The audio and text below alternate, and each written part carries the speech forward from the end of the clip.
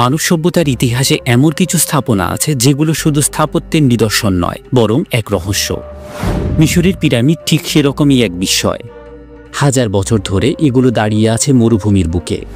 সময়ের ঝড়ঝাপটা, প্রকৃতির আঘাত কিছুই টলাতে পারেনি। প্রায় ৪৫০০ বছর আগে তৈরি এই পিরামিডগুলো আসলে ছিল মিশরের রাজাদের, অর্থাৎ ফেরাউনদের সমাধি।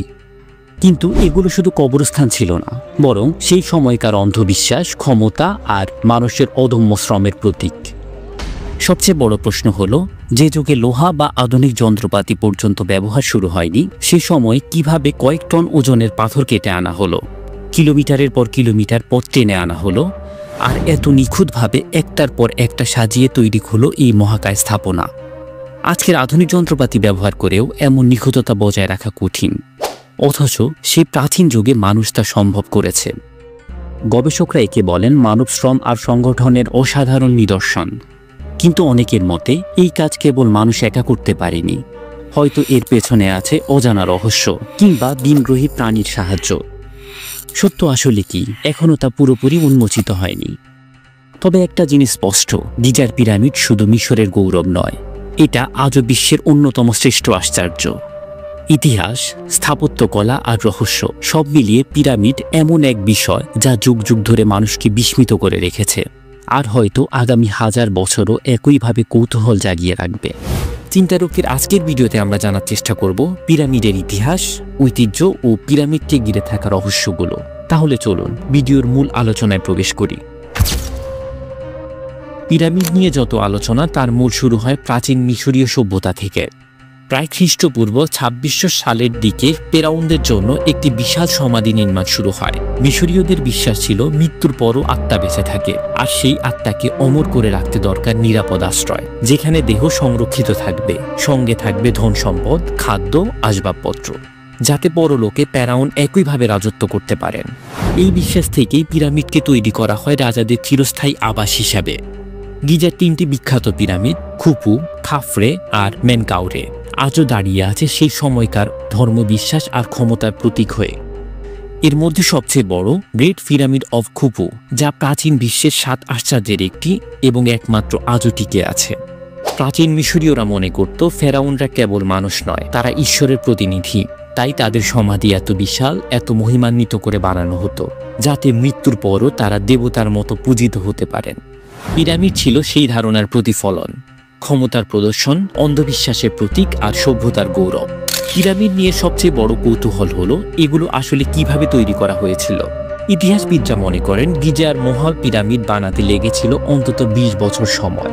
এতে ব্যবহার করা হয়েছে প্রায় ২৩ লাখ চুনা পাথরের ব্লক। প্রতিটি ব্লকের ওজন ২ টন থেকে শুরু করে কিছু ক্ষেত্রে ১৫ টন পর্যন্ত। এত ভারী পাথর কিভাবে কাটা হলো, কিভাবে কিলোমিটারের পর কিলোমিটার দূর থেকে আনা হলো, আর কিভাবে এত নিখুঁতভাবে বসানো হলো, এই প্রশ্নের পুরো উত্তর এখনো কেউ নিশ্চিতভাবে দিতে পারেনি। বেশিরভাগ গবেষকদের মতে শ্রমিকদের একটি বিশাল দল দিনরাত কাজ করেছে। এরা শুধু কৃতদাস ছিল না, বরং অনেক সময় মিশরের সাধারণ কৃষকরাও অফ সিজনে এই কাজে যুক্ত হতো, কারণ নীল নদের প্লাবনের সময় কৃষিকাজ করা যেত না। তখন হাজার হাজার মানুষকে নিয়োজিত করা হতো নির্মাণ কাজে। তবে আসল রহস্য লুকিয়ে আছে প্রযুক্তির মধ্যে। পিরামিডের পাথর তোলার জন্য তারা কি ব্যবহার করেছিল? অনেক ইতিহাসবিদদের মতে বিশাল র্যাম্প বানানো হয়েছিল, যেটা দিয়ে টেনে তোলা হতো পাথরের ব্লক। আবার কেউ বলেন সোজা র্যাম্প না, বরং সরফিল আকারে র্যাম্প ব্যবহার করা হয়েছিল। আরেক দল গবেষক মনে করেন কাঠের স্লেজ বা লিভারের মতো সহজ যন্ত্র ব্যবহার করেই এই অসম্ভব কাজ সম্ভব করা হয়েছিল। তবে যেটাই হোক না কেন, পিরামিডের প্রতিটি অংশ এত নিখুঁতভাবে বসানো হয়েছে যে আজও বিস্মিত হতে হয়। গ্রেট পিরামিডের ৪ কোণা একেবারে সঠিকভাবে উত্তর, দক্ষিণ, পূর্ব আর পশ্চিম দিকে মুখ করা। এর উচ্চতা ছিল প্রায় ১০৪৬ মিটার। প্রায় ৪০০০ বছর ধরে এটি ছিল পৃথিবীর সবচেয়ে উঁচু মানব নির্মিত স্থাপনা। এত বিশাল নির্মাণ কাজে কত মানুষের শ্রম, কত সংগঠন আর কত জ্ঞান বিজ্ঞানের প্রয়োজন হয়েছিল তা কেবল কল্পনা করা যায়। হয়তো সেখানে লুকিয়ে আছে পিরামিডের আসল রহস্য, যা আজও বিজ্ঞানী ও ইতিহাসবিদদের ভাবিয়ে তোলে। পিরামিডকে বাইরে থেকে দেখলে মনে হয় যেন বিশাল পাথরের স্তূপ, কিন্তু ভেতরে লুকিয়ে আছে রহস্যময় এক জগৎ। গিজার মহাপিরামিডের ভেতরে আছে জটিল পথ, সংকীর্ণ করিডোর আর একাধিক কক্ষ।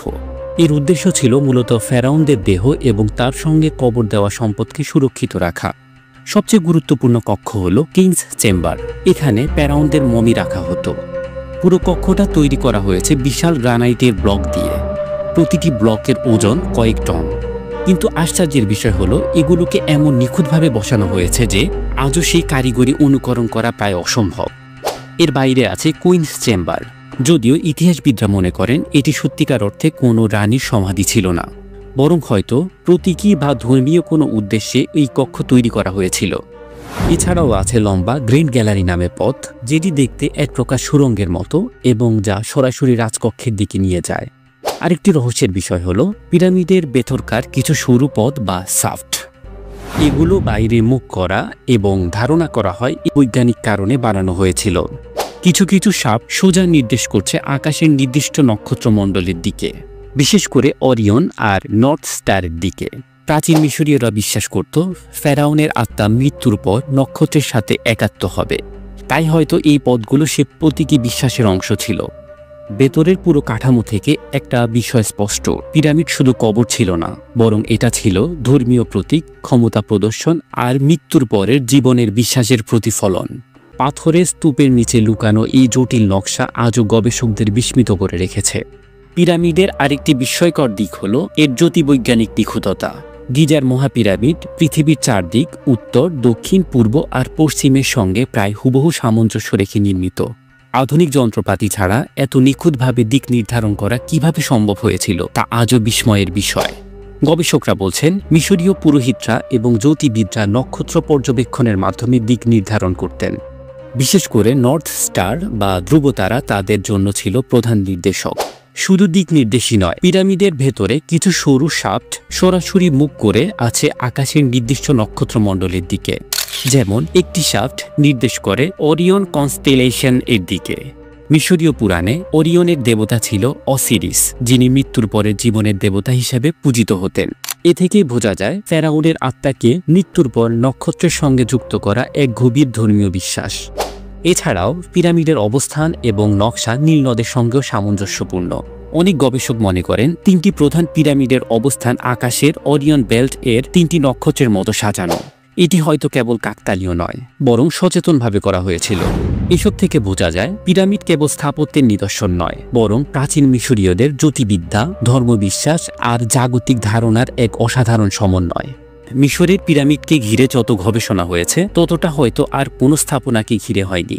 তবুও রহস্য রয়ে গেছে অমীমাংসিত, আর সেই রহস্যকে ঘিরে জন্ম নিয়েছে নানা ষড়যন্ত্র। সবচেয়ে জনপ্রিয় একটি ধারণা হলো পিরামিড বানাতে নাকি মানুষ একা সক্ষম হয়নি, এর পেছনে বিনগ্রহী প্রাণীদের হাত ছিল।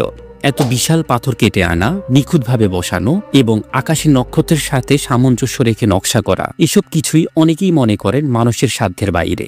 যদিও প্রত্নতত্ত্ববিদরা বলেছেন এর পেছনে ছিল মানুষের সংগঠন, শ্রমশক্তি এবং প্রাচীন প্রযুক্তি।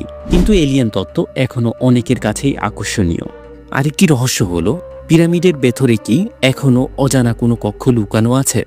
আধুনিক স্ক্যান প্রযুক্তি ব্যবহার করে কয়েক বছর আগে বিজ্ঞানীরা কিছু অজানা ফাঁকা জায়গা আবিষ্কার করেছেন, যেগুলো আগে জানা ছিল না। তাই ধারণা করা হয় হয়তো ভেতরে এখনও এমন কক্ষ আছে যেখানে ধন সম্পদ, গোপন নথি বা ফেরাউনের অদেখা রহস্য লুকানো থাকতে পারে। এছাড়াও আছে অভিশাপের গল্প। বলা হয় যে ফেরাউনের সমাধি ভাঙার চেষ্টা করবে তার উপর নেমে আসবে ফারাজ কার্জ।